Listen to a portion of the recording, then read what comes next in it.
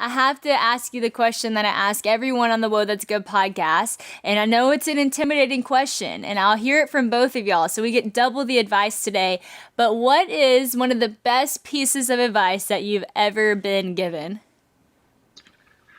Oh, we start out with some heavy hitters there, Sadie, which we always grateful for. Best pieces of advice.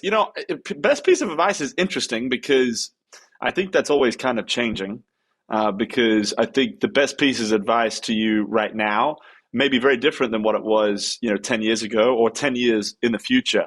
But I will tell you a story. So I played basketball in high school, and I had a friend of mine come to me, and he said, "Hey, I want you to can I borrow $70 for my phone bill?" And I was like, $70 for the phone bill? I was like, go ask your parents. I knew his parents. His dad was a dentist. I was like, I know his parents have $70. Well, so I kind of pushed back a little bit, and he kind of said, "Man, well, we're kind of at odds right now, and there's some things going." And he came from a very difficult upbringing, in circumstances. And so I said, "Well, let me think about this before I lend you the money." Because I'd always heard you don't lend friends money, per se, because it gets funky, right? And then if you have expectations for them to pay you back and all this other stuff. So I actually went to my dad. I was like, "Dad, I know that this is not that big of a deal.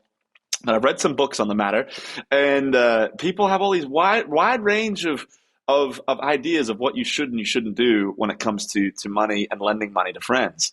And I don't think he probably remembers this conversation or anything. He just literally turned to me and he said, "Luke, if you can help people, you do it." And it was actually a very profound thing for me. And look, I understand there's certain circumstances where helping people may be hurting. We all are aware of there's certain circumstances where actually the right thing to do is say, "I can't." But when it comes to the ability to help someone in need, most of the time within the realm of normal circumstances, we should be people looking to help versus looking to say no. And so anyway, I've tried to apply that a little bit to my life. And that comment has stuck with me. Is it the greatest advice I've ever been given? Who knows? But when it comes to the way that I'm living life right now, I think it's very applicable and very important and very meaningful to me.